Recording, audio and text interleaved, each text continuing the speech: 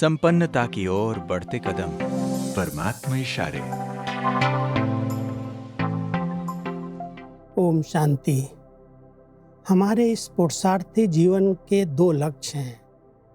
एक है सच्चे पक्के ब्राह्मण बनना और दूसरा है ब्राह्मण से फरिश्ता बनना। जितना हम फरिश्ता स्थिति में रहते हैं, जैसे फरिश्तों की दुनिया से साकार दुनिया में आए, कर्मेंद्रियों का आधार लिया, कर्म किया और न्यारे हो गए, तो अपने लक्ष्य को अगर हम सामने रखते हैं तो इस फर्श का आकर्षण हमें आकर्षित नहीं कर सकता।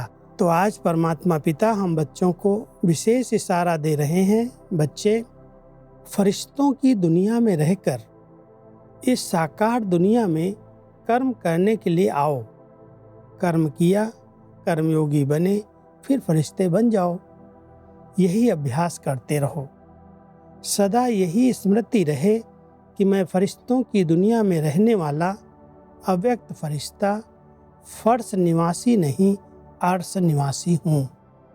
फरिश्ता अर्थात इस विकारी दुनिया अर्थात विकारी दृष्टि व वृत्ति से परे रहने वाला।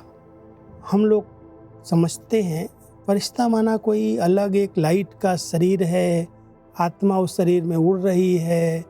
कई प्रकार की व्याख्या हम फरिश्ते स्वरूप की देते हैं, लेकिन परमात्मा आज हमको बहुत गहराई से स्पष्ट कर रहे हैं, बता रहे हैं, बच्चे अगर फरिश्ते हो तो ये जो देह है, फर्श है, ये आत्मा को आकर्षित नहीं करेगी।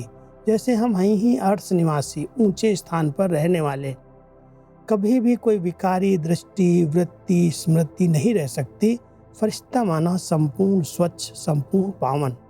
तो जब हम अपने उस पवित्र स्वरूप में स्थित रहते हैं, सदा लाइट रहते हैं, तो हम फरिश्ता बन करके कर्म क्षेत्र पर कर्म करने के लिए आते हैं, कर्म करते हैं, फिर न्यारे हो जाते हैं।